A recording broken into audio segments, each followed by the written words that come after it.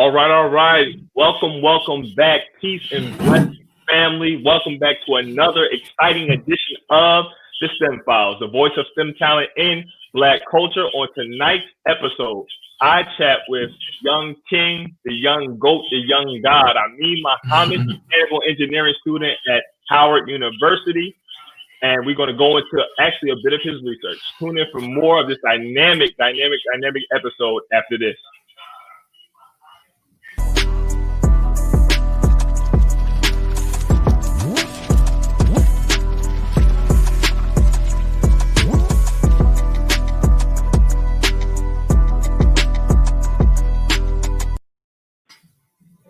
Back again, family. Again, welcome to the STEM Files, where we highlight the best and brightest in science, technology, engineering, and mathematics. I am your humble host, Jabril Muhammad, aka Jabrilliant Engineer. I am a civilian mechanical engineer focusing on naval ship fluid systems with a background in material science and engineering, and also typically joined by my illustrious co-host, Tariq Cardiac, who is a biomedical research scientist with a background in biomedical pathobiology, which is the study of how diseases form in the blood vessels and other things. But family, as I always say, the show is not about us. The show is not about the host. It's about who we bring on. And as you can see, for those who know, it's a family affair. I have my younger brother here, Ameen Muhammad. As you can tell, I got the good looks in the family. He all right over there. He's holding his own. But he is That's not what this is about. the two's in the chat, family. And I'm gonna let him go on. What's up, bro? How you doing? Talk to the people, bro. Peace and blessings, family. Like I said, my name is Ameen Muhammad. I'm a fourth year mechanical engineering student at Howard University. I'm just happy to be here. I know the last time I got to speak a little bit about my research on much broader scale. So I knew they were bringing me back for a part 2. So I'm just excited to be here. All right, family. Look, again, this is the STEM Files, right? We're live every Thursday and Saturday at 6 p.m. Eastern Standard Time. We are live on National Network View, as well as our Facebook channel, the STEM Files. Make sure to subscribe and watch us on YouTube at the STEM Files. Also follow us on IG. The brilliant engineer Tariq Cardiac. I need y'all to get y'all pens and pads, get your tablets, get your laptops ready, because y'all gonna want to take some notes for tonight. We have a wonderful show where my little bro will be going into some research in nanoscience, nanotechnology, biomaterials, those types of things. So I know I've been hyped about this research since he told me he had this internship. And this is my first time seeing this too. So I'm finna go in with the heat. I'm finna go in with the question.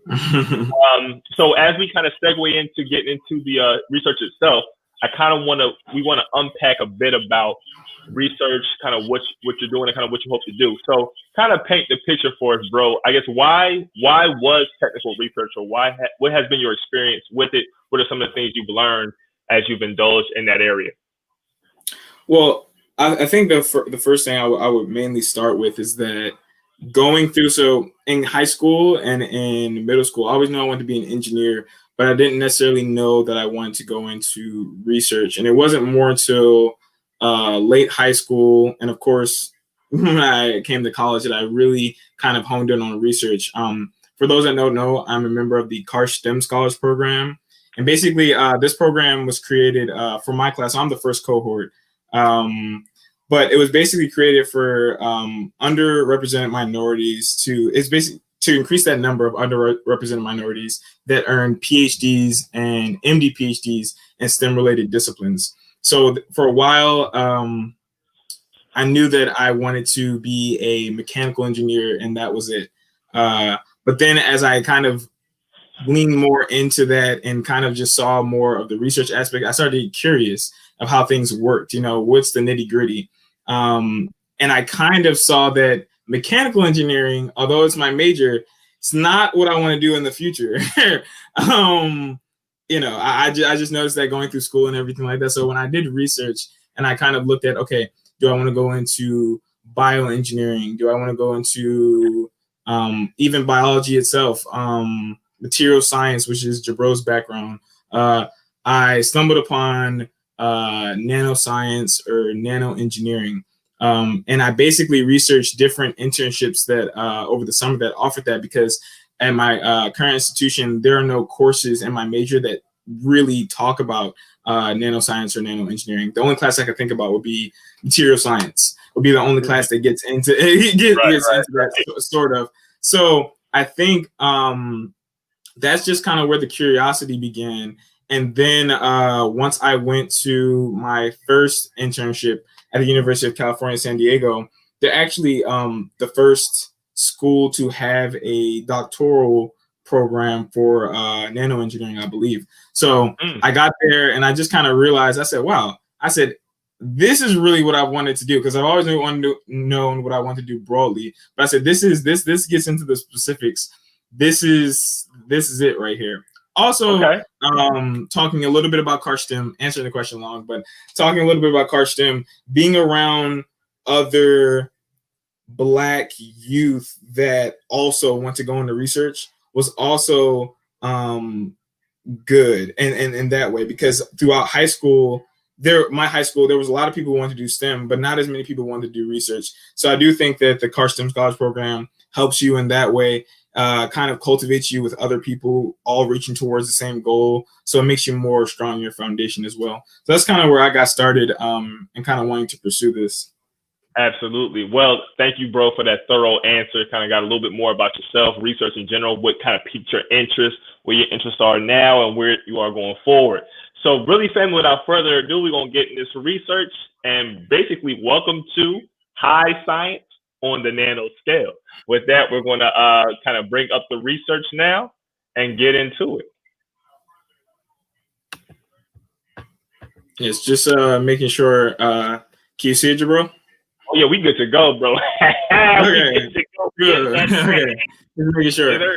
So, bro, like I said, over the summer, I conducted research at the University of California, San Diego in the nanoengineering department under Dr. Xiaoxin Chen.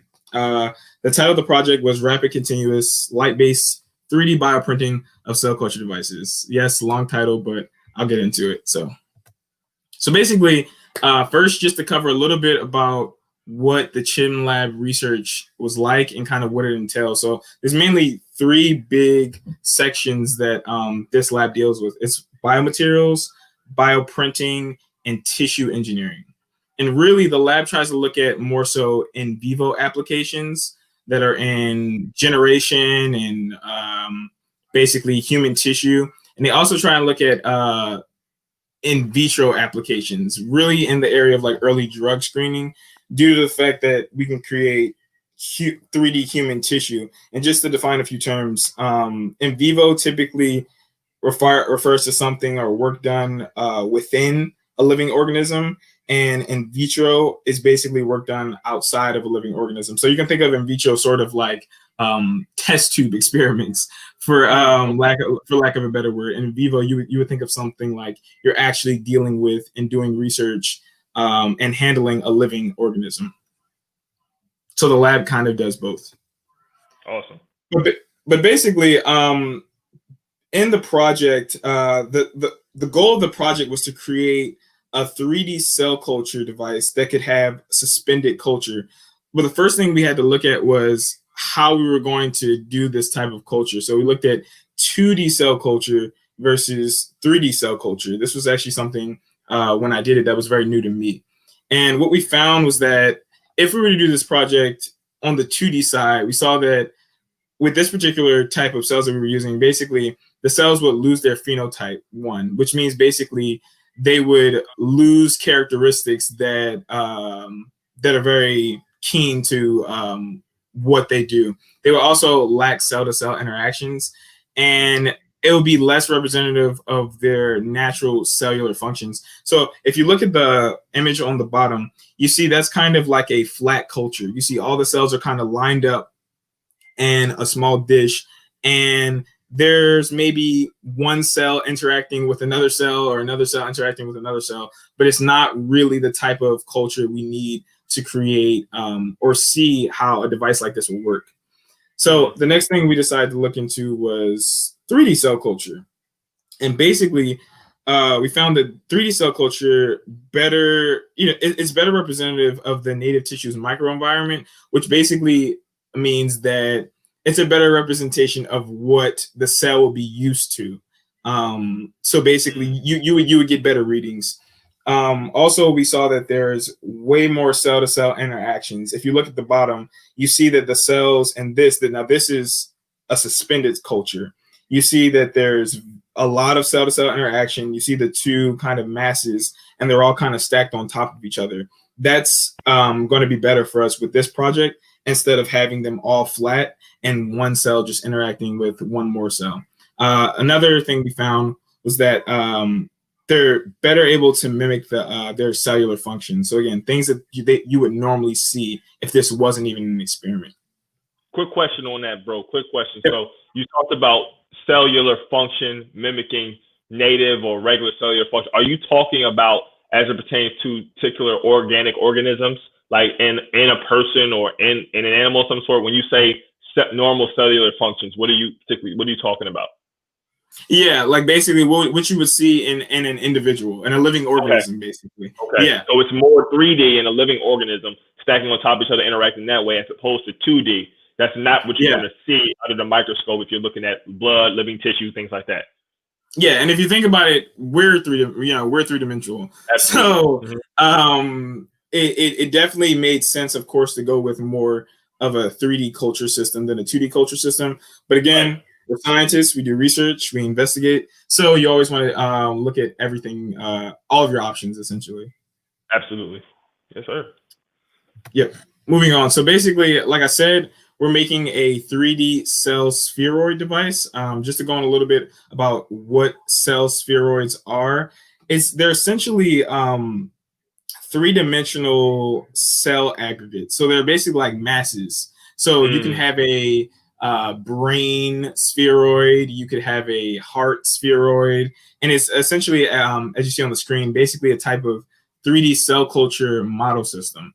And it basically also allows cells to interact with each other as well as the extracellular matrix. So the extracellular matrix is basically, it's a system of extracellular macromolecules. And basically you would see stuff like this with like collagen and enzymes. And the last thing we saw with cell spheroids is that, and this type of 3D cell culture model system is that, we don't know how long this research is going to take. And by the end of the presentation, you'll see that it actually is not complete yet, but this is stable for long-term cultivations. So if you look at figure on the bottom, that's very similar to the picture shown on the last slide.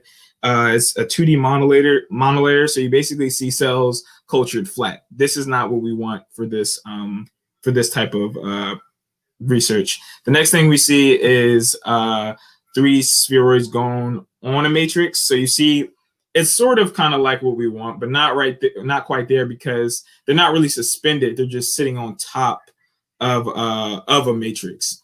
The next thing we see is that this is 3D spheroids grown within a matrix. Again, very close, a lot better than the 2D monolayer when they're just flat. But again, they're not really suspended in that type of liquid that we want to see, which is what we see in D. This is 3D spheroids grown in suspension, which again was the first thing that we're trying to decide. We're trying to see how these spheroids are going to react in cell suspension. Any questions about that side before I move on?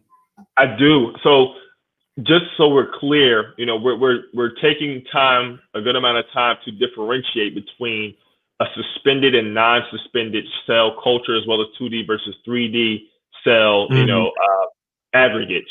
What is the motivation, or what are we able to do with cell spheroids in suspension that is advantageous that we're not able to do when they're not in suspension, just laying on top of a 3D matrix or just in 2D?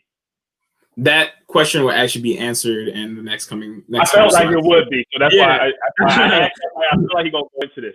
And you'll see why like the suspended culture is better once you see like real world images of what was actually printed. Family, thank y'all so much for your questions. We're going to be answering more questions as we get further into the presentation. So definitely keep popping them in, and I'll make sure to get to as many as I can as we move forward. Continue, bro.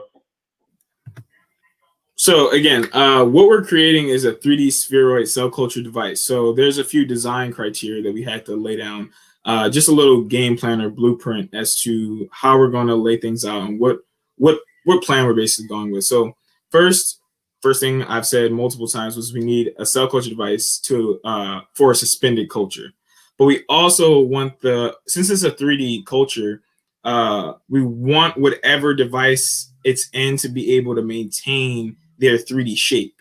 You know, we don't want them to go flat. We want them to be suspended, but we want them to basically be able to grow without kind of being confined. And we also want to utilize low cell attachment material, which again gets into a little bit about why 3D culture would be better than 2D culture. But again, if you look to the right, you see single cells in the suspension culture, and you'll see the spheroid formation.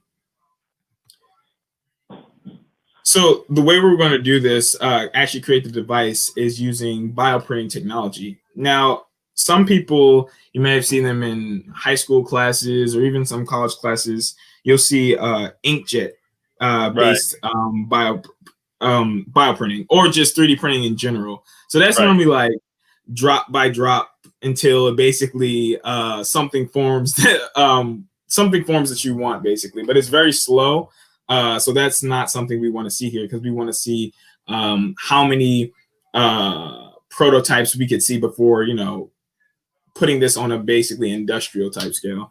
Next thing we see is extrusion based. This is something I saw a lot in my high school, particularly. This is the line by line. If you ever see 3D printing done, you can see that it's that kind of a plastic-like material, and it's going line by line by line. That stuff can take sometimes hours. So this is not so. And you can imagine, if we're trying to culture cell spheroids, the device probably isn't going to be too big.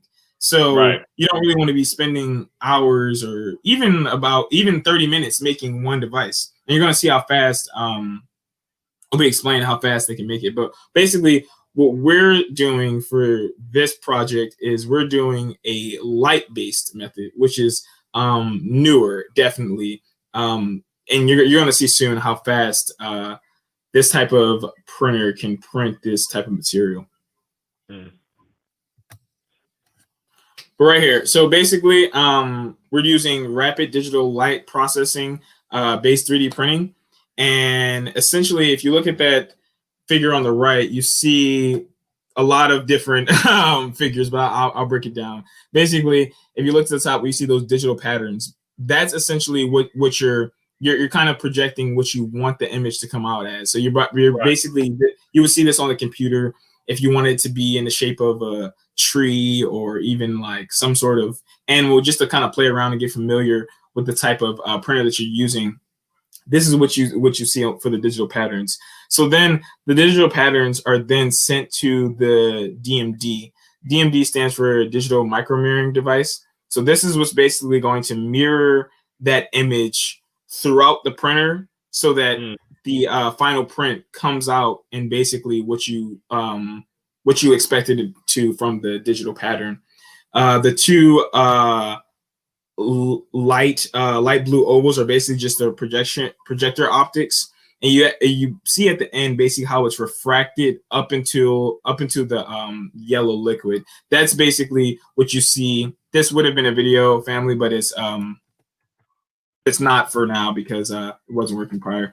But essentially, that little petri dish you see right there, that's where the liquid would be, and basically the light is shining up into the liquid, and it's basically forming what the image is going to look like. And on the right, you can see that's kind of how it is. Basically, if I can give you an example, it kind of extrudes from the liquid and pulls it up as it's creating it.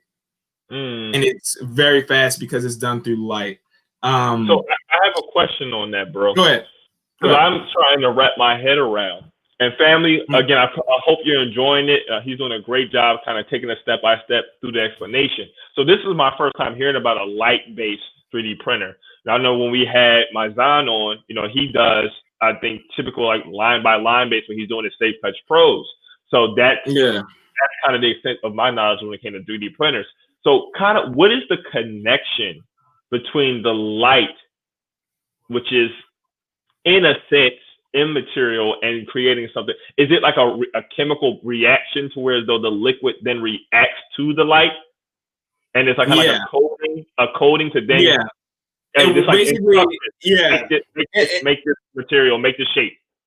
Yeah, so basically on the next slide you're going to see certain material we chose and why we chose a certain material as what we call a photo initiator. And basically a photo initiator is just a molecule that basically produces a reactive species that reacts when exposed to radiation. So basically it basically causes the liquid to react in a way where it's forming into that digital pattern. And then as you're pulling up, of course, if you were to keep it, this actually happened to me a few times. If you make it so that the printer, the black piece right there, doesn't pull up, essentially your object is going to be flat. So you really didn't 3D print anything, essentially. So you have to basically put in parameters to make it so, okay, the black piece right there, which is basically the mirror, you have to make it so, okay, that goes up 10 inches. So it gives you enough space to make whatever you want to make. So it's extruding and it's creating it at the same time with that photo initiator. But as you see, if you look to the right, this is basically like a little small tree as like a test I printed. And you see, you're really able to get really smooth contours and architectures. You create overhanging structures. And these print speeds, this was probably printed in about 50 seconds. So you can see how fast this can be printed as opposed to other things. And again, the devices that we want to make, the 3D cell culture devices, aren't going to be much bigger than this, actually smaller. So we see how quickly on an industrial level, this could be printed. Right. Nice. But moving on to the next slide, we're just going to have the device design and the material selection criteria.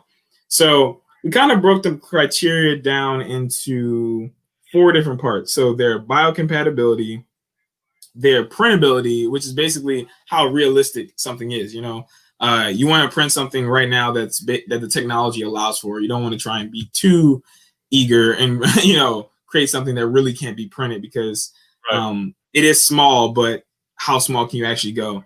The degradation kinetics, so basically how something degrades over time, what type of what type of things can it resist and everything like that. There's also the structural properties, that goes along with what I just said about how strong it is. But basically we came up with a printer ink formulation and we decided to use polyethylene glycol diacrylate, which is basically pegged at 575. The reason we chose to use this is because this is a synthetic biomaterial. So this is not something something we actually had to make. So this is not something you would just find naturally. And the reason why we use a synthetic biomaterial is because synthetic biomaterials allow things to be basically suspended in liquid without sticking to the side or bottom. Because if they stick to the side or the bottom, then you have the problem with one spheroid being too close to the other sphere, or even dying off on the side, because they shouldn't be sticking to the sides of the device we make. We want to see it suspended. Natural biomaterials would cause this, which again goes to the point of why you don't want to do 2D cell culture, because it's going to be flat, which means that it's sticking to the side or bottom automatically. And also, if you do it, it's basically it also could actually just kill the cell essentially. We use 100% pegged at 575, and we use 1% Ergocure 819. We use Ergocure basically because that acts as the photo initiator for the polymerization, which is what I explained before. Again, only requires a little bit of Ergocure, but again, you kind of need that catalyst to start the reaction. So this was our reasoning for using these materials. But go ahead if you have questions. We have a few questions. Thank you. We have, I see 4 questions, probably more, but what we're going to do is take about maybe 2 right now, and then we'll keep pushing. So D Price, I feel like this is Darren Price or Brother Lieutenant Darren. If it is, assalamu alaikum, sir. If not, Peace, whoever it is. He said, under such study, which is this research as a whole, is temperature regulation involved to capture the desired outcome? Yes, absolutely. In what way? Yeah, so for this, temperature is a factor, but light is actually more of a factor, and I can explain that later. But the lab I was working in, of course, if your material has to be a certain level of thickness. So of course, if it's too hot, cells can die, and if it's too cold, cells can die. I'm not sure of the temperature that the lab was that we conducted research in, but it was a temperature that was that definitely takes precedence in this research. But light is actually more of a factor, and I can explain that too if anyone would like. Thank you. Absolutely. And it's funny. So I'll ask a couple of extra follow-up questions based on who we have in the audience. And I love how you mentioned that, because if you think about the human being, right, what happens to us when it gets very cold, right? We like to stay indoors, because our cells, our living tissue can die, experience things like frostbite, hypoglycemia. I believe that's the term. I just took a CPR first aid training. That was one of the things we learned. These are things that you can experience in the cold. Then you talk about heat, right? You typically know heat excites atoms, right? But at a certain point, there's a threshold after which your cells could die as well. So thank you for that. We have a question from Code Queen with 2 Ks. I like that. Is this a prototype, I guess, talking about the printer, or the actual device? This is very interesting.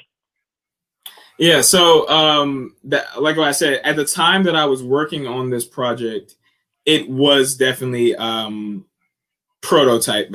But again, I worked on this about 2 years ago. So the lab, as of now, could have finished this and maybe even published a paper about it. But as of now, I'm not sure. But at the time I was working with this, it was totally in the prototype form. But the printer itself, that's something more or less. The printer, yeah. So the printer, basically, this gets into a little bit of politics, but the printer itself is Dr. Xiaoxin Chen. This is of his own creation. A lot of labs buy parts to make printers, but they don't just go out and actually buy a printer, because there have been multiple times where people have, if you take a picture of, we weren't allowed to even take pictures of the entire printer. We were only able to take pictures of the inside, because there's things, what happens when sometimes people try and recreate printers and patent it as their own creation or whatever like that. The printer is definitely final in its creation, but as far as the cell culture device, that was a prototype. But yes. Also, I do want to correct myself. I said hypoglycemia, hypothermia. Thank you, Brother Darren. I'm mixing up terms now. Things start to all sound like the same. We're taught no mistake shall exist in the Nation of Islam. I appreciate you. Hypothermia is what I was talking about. We will continue and then move on to other questions later on. Keep going, bro. Sure. Okay, so now we're looking at kind of what this is going to look like, the design of the cell culture device. So if you look to the right, you see it's kind of a U-shaped microwell. Again, this image of it will be extremely zoomed in, because once you see how small it is, you're gonna probably realize that this type of thing has to be explained thoroughly. If you look to the right, each one of those are microwells. So on the left, each one of those are microwells. So on the right, that's only one individual microwell out of however many holes you see on the left. But you see, it's 547 wells in total. The reason for this number, this was just a number so that we can do a lot of cell culture. There was no specific reason. That's just how many fit within the parameters that we put on the computer.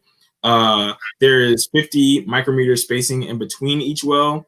There's an outer diameter of 15.6 millimeters and 400 micrometer diameter per microwell and a 500 micrometer depth. So again, this is extremely small. The device is extremely small. The one thing that was very difficult was actually getting it to curve, because this is very easy to make something flat. We're talking about micrometers here. So you can definitely mess up parameters on a print.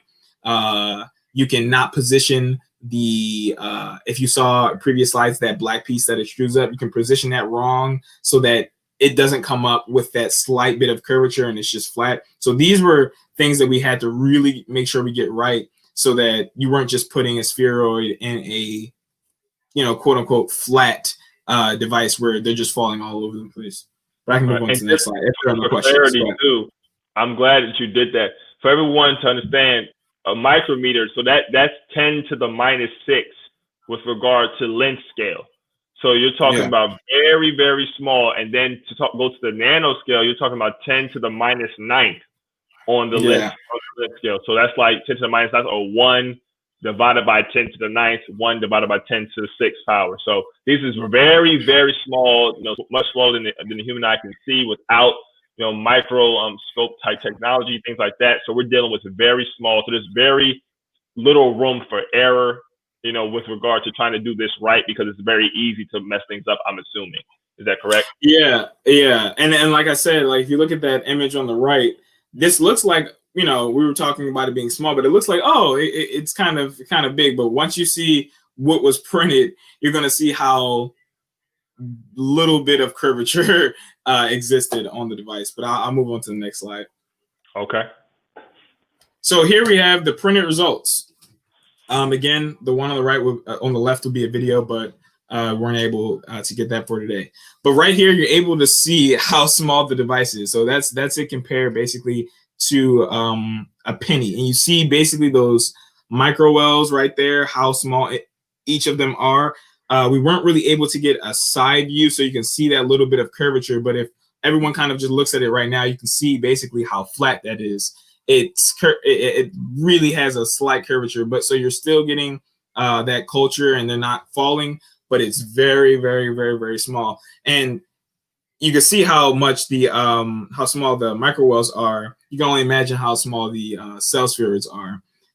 Also, the way we tested this to make sure that they were actually holes, because a few times when we printed, they were actually flat. So the little indentations you see around the circle weren't actually indentations. So we came up with a little just quick smart way of testing it. Basically, we took blue food coloring and we basically put that small, very, very, very, very small bits of it in the microwells, and we wanted to see if they would go through. Again, couldn't show this for today, but they did go through. You wanted to make sure the bottom was closed, and you wanted to make sure those holes were actually hollow, so they were actual holes. But as you see, the printer is very impressive.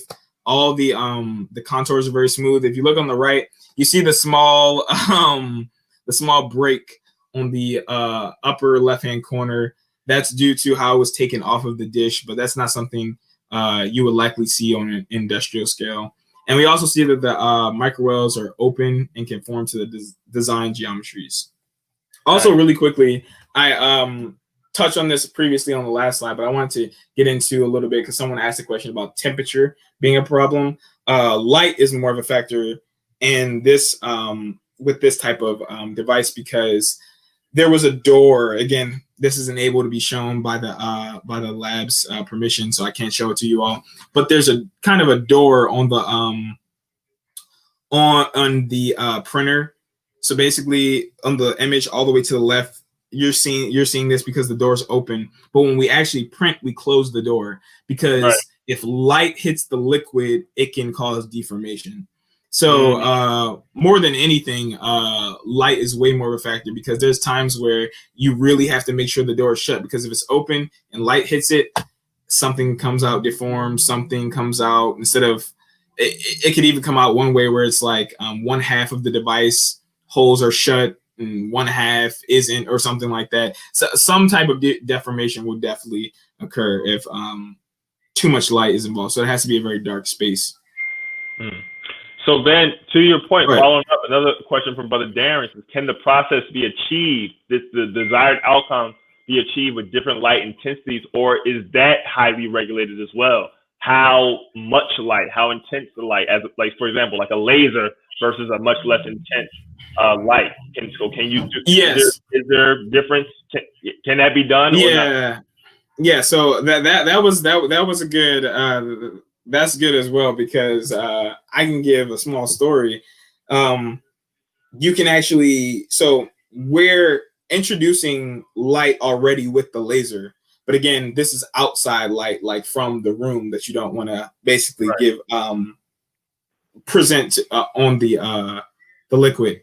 But again, that's very interesting because there were multiple times where you have to adjust the laser on the printer, because again, that too strong of a light can basically just destroy it and make it come out very deformed. Too low light, you'll actually print nothing because the light isn't strong enough to actually pierce through the mirror.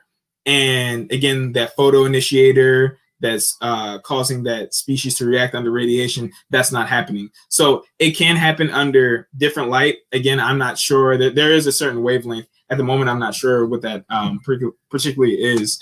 But yeah, different light changes the outcome for sure. Thanks, bro, so much. Appreciate y'all questions, family. Like, the love is felt, is there. If you're liking this, give me a thumbs up in the comments. I need to see these thumbs, see these proud black thumbs up in the comments. Let me know that you're liking this as we continue. Before we actually move on, I want to do something very quickly, if I can. I want to highlight the parent company of the STEM Files, Original Man Scientific, of which I am the co-owner and director of engineering, and Brother Tariq is the co-owner and founder and chief operating officer. Original Man Scientific is a Black-owned science and technology company geared towards delivering the advantages of R&D, research and development, to your community. We specialize in a number of different networks or areas: life sciences, engineering sciences, fundamental sciences, mathematics, etc. And we have a number of different programs that cover things like app development, product design, development, as it pertains to manufacturing, prototyping, as well as our OMS cubes, or shipping container solution business, where we're able to deliver shipping container solutions for things like lab space, homes, and other space type needs. So definitely tap in at www.omansci.com. That's www.omansci.com, or follow us on social media at OMANSCI_, OMANSCI_. So with that, I'm going to shut up. We're going to get back to the high science. Yeah, we're bringing it almost to a close now, but I'll move on to the next slide. So in summary, basically, we saw that the 3D printer, and more specifically the light-based 3D printer, basically allowed for the production of the microwells with smooth contours and those micron scale features. Like I told you about that curvature being, you probably weren't able to see it on that previous slide, but it's super small. They almost look flat from far away. We also saw that the printing speed was very fast. We're able to print these in seconds. And then, like I've said multiple times throughout the presentation, this is good for industrial scale production. I think that tree I kind of showed you as an example, I printed that maybe 50 seconds. Some of these microwells were taking about 30 seconds to print. So you can imagine how much of these, there were several days where I, just being there printing multiple times, testing out different parameters. So we can print a lot of them very quickly. We also just saw that the soft hydrogel microwell provides an excellent environment for the cell culture. Like I said, that material we use, synthetic biomaterials for things like this, are always a better way to go. That PEGDA 575 and the Erditure 819 for the photo initiator, for the polymerization. And future goals for this at the time were to basically perform more cell culture experiments, and kind of just get an idea with different parameters how we can change either how we want the cells spheroids to be suspended. One thing we thought of maybe doing was making it so that instead of 547 microwells, we kind of cut that in half so that it's easier to print. We can, with less microwells, we're better able to see actually what's going on, and things like that. And we also decided to maybe optimize the printing parameters and just kind of see does this print work or does this print work? Or even like the person asked in the chat the other slide about the lasers and how intense or non-intense they were. So those were our future goals for the presentation. At this time, I'd not like to acknowledge my advisor for the presentation, which is Dr. Xiaoxin Chen, and my mentor, Dr. Claire Yu, along with several colleagues from UCSD, Dr. Zhu, Jeffrey Lito, Henry Huang, and Min Tang. Thank you. Awesome. Well, of course, we have questions. I'm sure we have questions as you've had questions throughout. Bro, that was dope. You know me, I love science, right? So I'm sitting here, I'm thinking like, okay, you mentioned industrial applications. So what I want to talk about, because, this it's kind of part of my wheelhouse because my background is in material science, but the biomaterial side of things, I haven't had a supreme amount of experience in. So now we have the microwells, we have the cell cultures, right? What's the next step? Or this is a base to now do what? And you mentioned industrial applications. So what are some of those? What does that look like? So basically, this would be things that could be made on a very fast scale level. So basically, you could imagine, this isn't necessarily where the lab is going, but you can imagine basically something like this. We talked about early in the presentation, I think it was the first or second slide, these things being for like early drug screening and everything like that. So we're seeing how these cells are cultured, right? So basically this, you might be able to have doctors or certain places that do drug screening. You may be able to send these results to them and show them, okay, this is how this cell reacts in this environment. This is what we saw from this. And again, what I was talking about was cell spheroids in general. I didn't really get into, because this wasn't really keen to my to my project, what type of cell spheroids it was. But the next step may be seeing, again, optimizing those parameters, but also seeing how many of these you can print. So that'd be what would it do for like humanity, basically. You'll basically be able to see how cells grow and what they react to quicker. Because imagine if you have a device with 547 microwells, right? Look how fast that is to culture 547 cell spheroids at one time versus only doing like 100. So this also cuts down speed for cell culturing as well. So increases speed. Sorry, increases speed. Let me see if I wrap my head. Now I hope this is a good correlation. So let's say like I'm a toy maker, right? It's just me, and I have this robot assembly, and I take it, put the parts together, boom, boom, boom, boom, boom, and I can do maybe 25 plus in a day. But now I introduce an assembly line as well as other employees, and now as they're coming down, we're putting together many more of these. So this is kind of like a catalyst type process, allowing for greater experimental study when it comes to these cell cultures. Is that kind of that would be what it is, due to how much we're doing at one time. And again, you're able to do this in about 30 seconds versus just like being able to cut this down for, because they're not big. So even basically a slow 3D printer will be able to print this relatively fast. But even with a slow or extrusion based or inkjet based 3D printer, this would take maybe at least 10 minutes or more. But we're talking 30 seconds now for 547 microwells. So this is able to cut down time. Absolutely. And we know today, as any day, time is money. So if it's anything that people on their deathbed, what is it? More time. If it doesn't, it's not the money, it's more time. So time in every essence is so important. I want to get into some more questions, family. We pray you enjoyed the presentation. Like I said, I was geeking out. I love when high-level presentations are presented. I'm able to ask questions and just kind of try to relate to that presentation, see how much I can take in and understand. So we have our beautiful sister, Brianna Alexander, Mighty Vanguard. She says, so the device is designed to culture one spheroid per well? Question.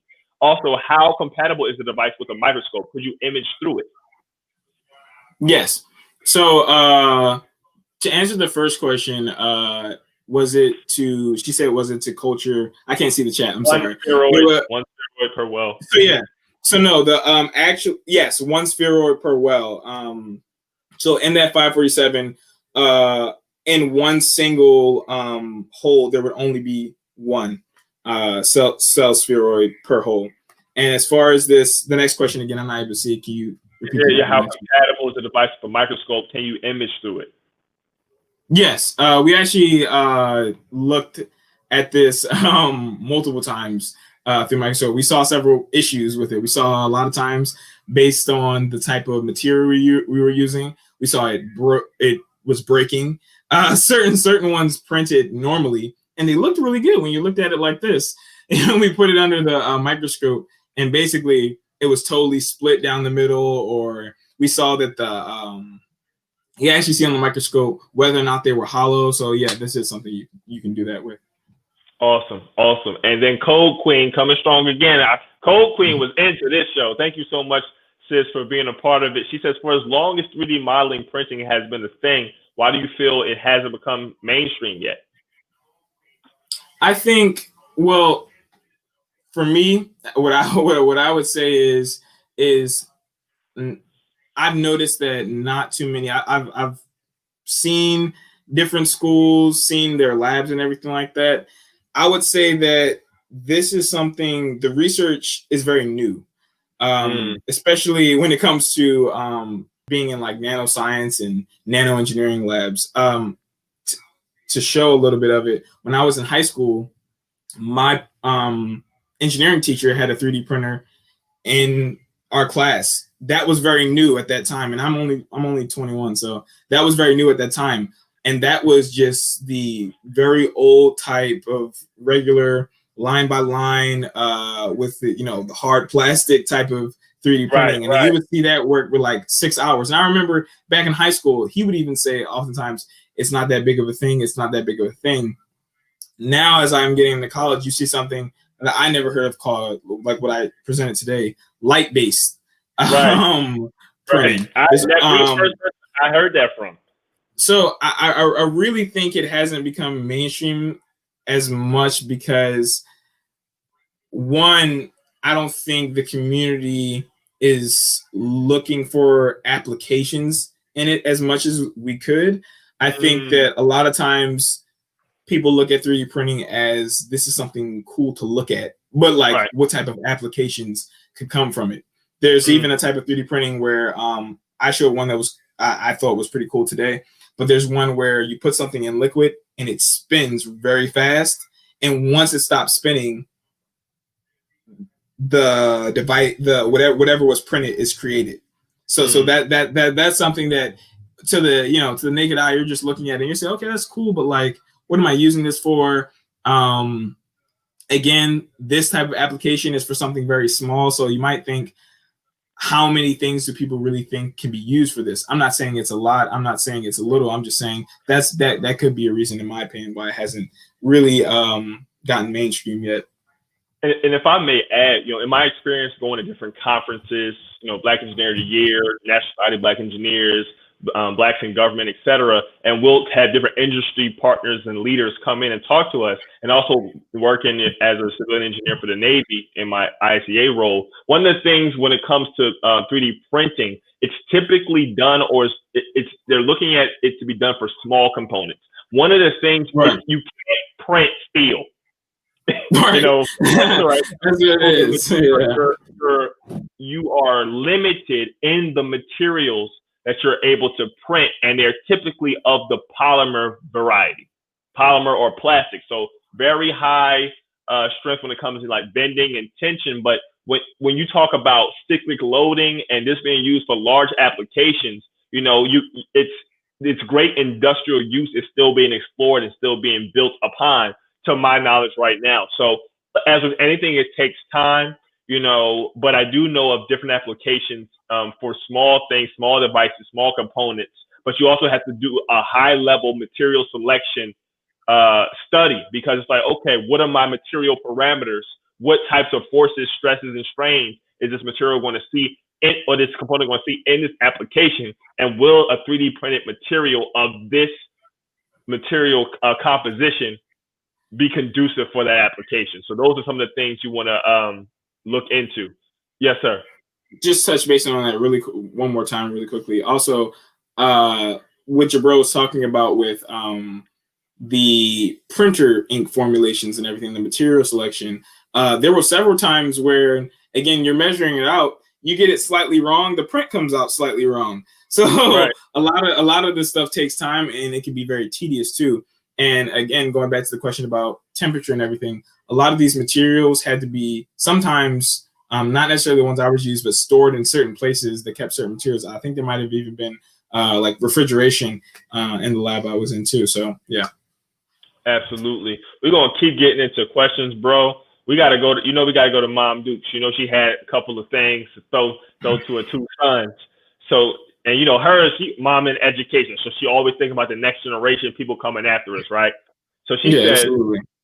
You've done this research, right? You've been privy to your upbringing in the Nation of Islam, being homeschooled, going to Harvard, now in Howard. You're seeing all this stuff, and you're sharpening your technical saw, if you will. She says, what advice can you give young students, especially those in underrepresented populations, who are interested in STEM disciplines but deterred because of the levels of mathematics and science being so challenging? This is my life. This is like my life. But go ahead, bro. So that's a good question. The first thing I would say is, again, when you look at this type of stuff, I've heard that math and STEM, not just engineering, but math, STEM, all types of different STEM disciplines, for a lot of students of color say that, oh, it's too hard, or that's too technical. I could never. That's the quote. Right. I could never all the time. I could never. Right.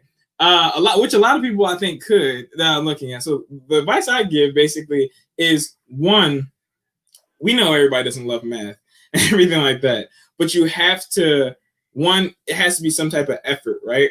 You have to take that leap. So if this is something you want to get involved with, you have to surround yourself with other people in some way that are involved with. If you know that you're a product of your surroundings or whatever like that, join clubs. Go to, again, we're in COVID now, I would say normally, go to STEM events at your school or things that people have at colleges.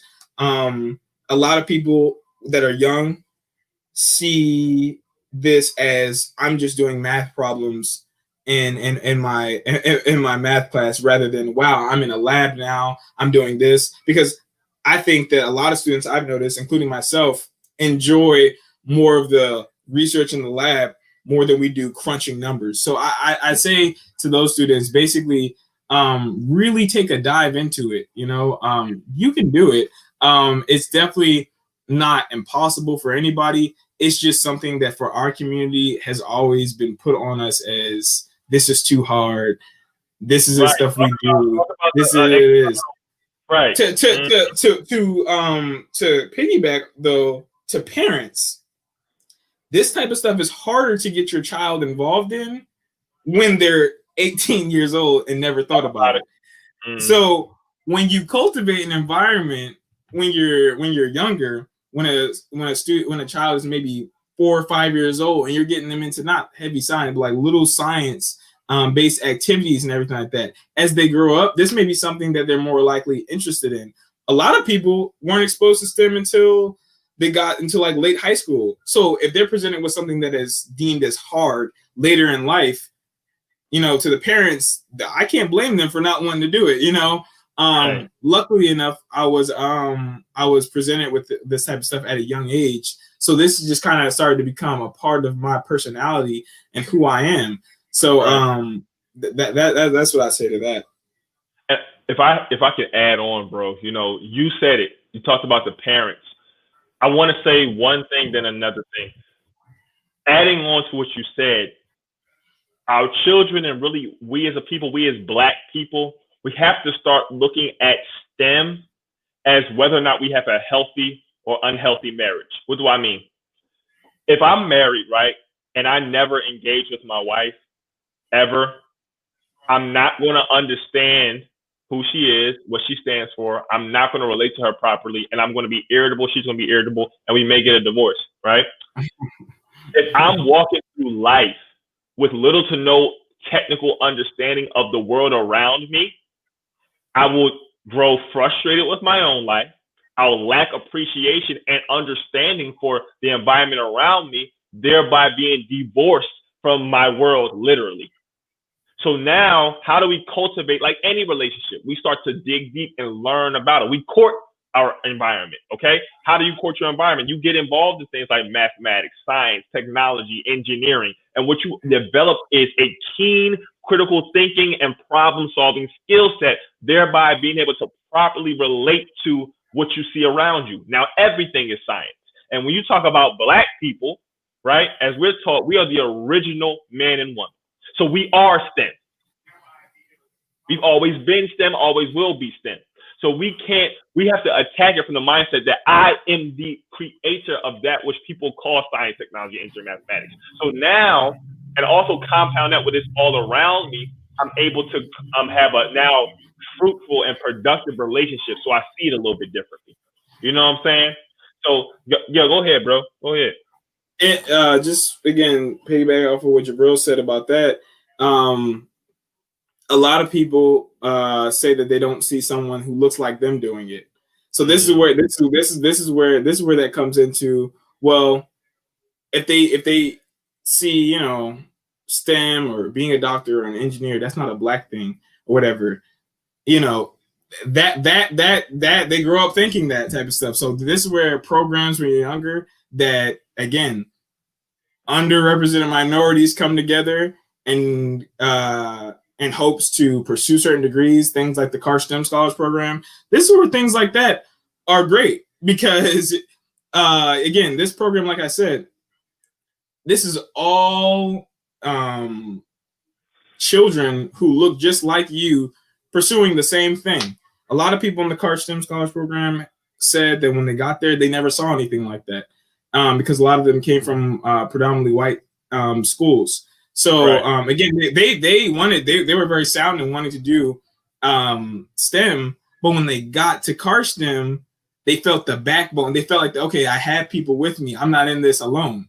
Not saying you couldn't do it alone, but I'm saying they see I don't have to do this alone. I have some people from similar backgrounds with similar experiences as well. So these are all things to keep in mind when you say that you want your child to be interested in STEM, or even if you're like a young teenager and you want to get interested in STEM, just know it's possible. Absolutely, bro. Bro, thank you so much. Bro, this has been the fastest hour ever. We got 3 minutes left in the show.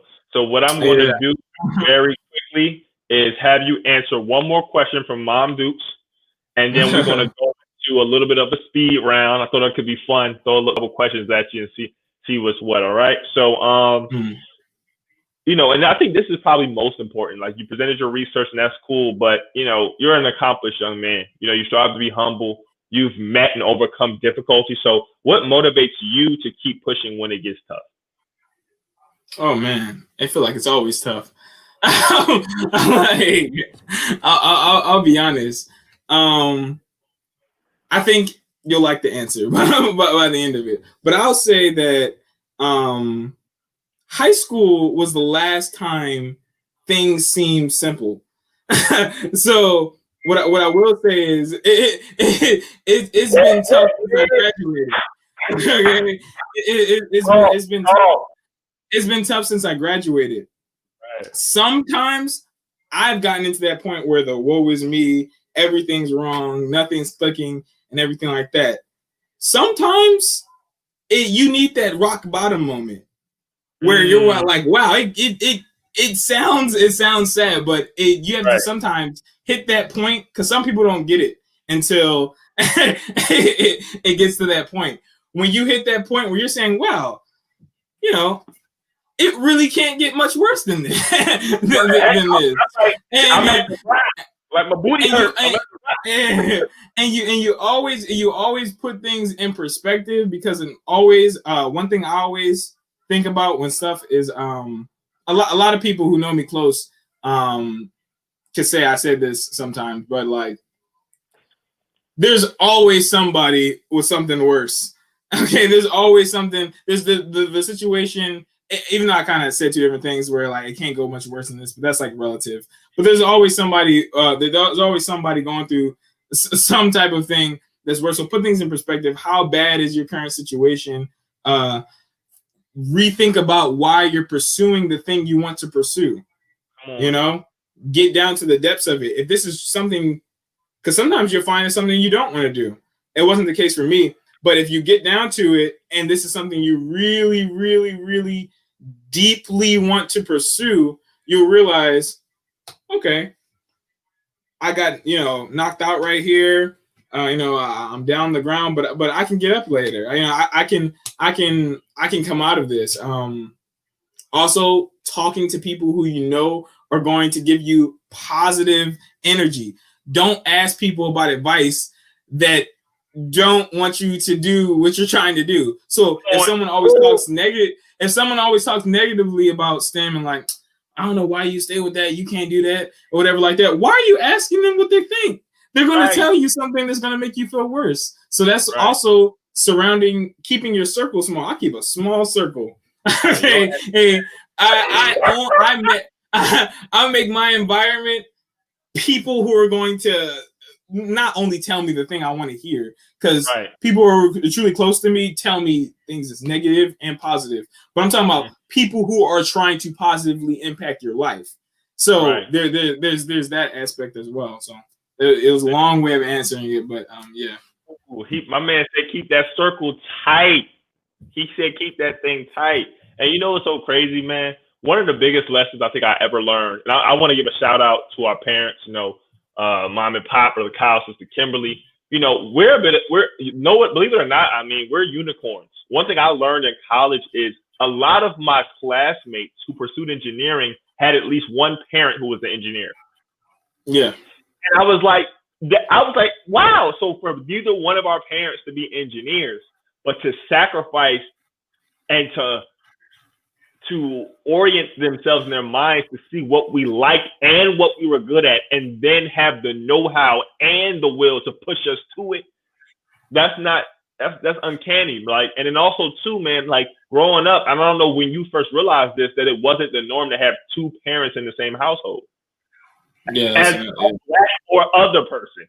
You know what I'm saying? Like the one parent household, anybody. Yeah. That's the order of the day. And I was like, they was like, yeah, both your parents live with you? I said, yeah. They married? I said, yeah. This is me when I was young. So all praise to Allah. Thank y'all so much. So we're gonna get into this speed round a little bit, bro. I just want to ask you random questions.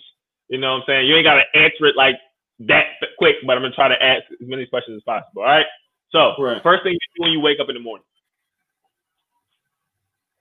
Probably drink water. Okay. Hot or cold? Hot or cold? Not hot or cold water, but hot or cold? Hot.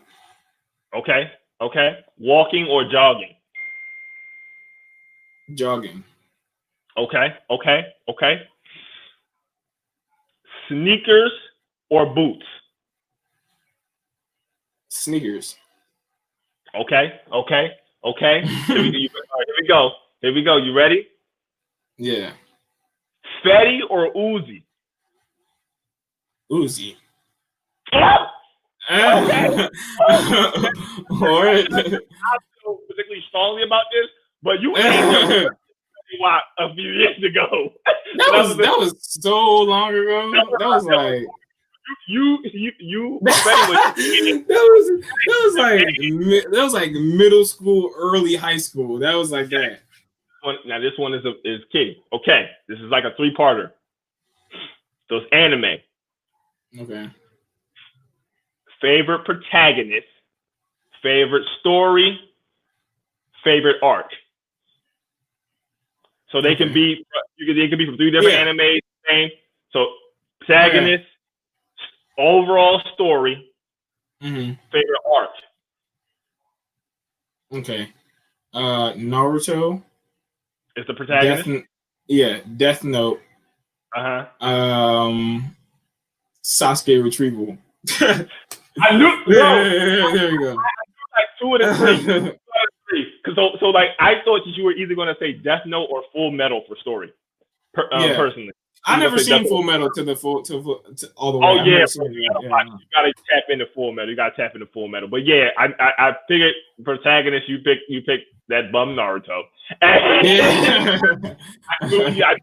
Death Note was up there for me, and my mind went instantly to the Sasuke Redemption arc or the first main Soul Society arc in Bleach. That was a dope arc. I've seen a little bit of that. Yeah. Okay. All right. So if you could have one superpower, what would it be? You can't pick flight. Super speed, but like the Flash. Yes, that's what everything. I feel like speed is the best power. Bet. Okay. Couple more questions and we're gonna close it down.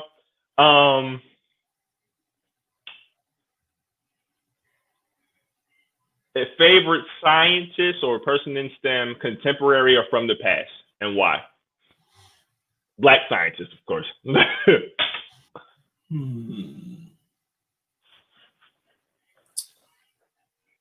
There's a mathematician that I learned about in middle school. I can't remember the name. It's actually a Black Muslim mathematician, very, very, very, very old, but I can't remember his name. But I did a whole project on that person. But probably him or George Washington Carver. Yeah. Go. Or George Washington Carver. All right. And last but not least, as we close the show, what's one thing you want to leave with the audience, or how can they get in contact with you? So I hope everybody enjoyed. I hope I explained everything to the best of my abilities. If the question about young people getting STEM, I hope that really resonated with parents, especially, but also children. That this is something you can do. It's just as a people, we have to get more engaged and take that first step. You can get in contact with me at my. I think they'll be on the screen somewhere. Yeah. So Instagram. That's mainly what I don't really use my Twitter that much, but Twitter I believe is at Ameen _RM_. I believe I don't use Twitter that much. So, but the Instagram would be at conveniently_brilliant.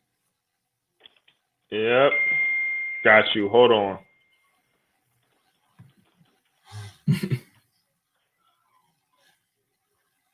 Yep. Yeah, we're going to make sure that people get that. And there we go. Make sure that's right, bro. I think it is. All right, so we got Ameen _RM_ at Twitter, and I'm at convenient_brilliant at IG. Family, if you like our content, want to see more of it, definitely make sure you try to give a little blessing in the hashtag #TheStemFiles. Until next time, family, your brilliant engineer, Tariq Cardiac, little bro, the young king, the young god, the GOAT, Ameen Muhammad. It's been the STEM File, and we will be here again next Thursday at 6 p.m. Eastern Standard Time, inshallah. Till next time, family. Peace.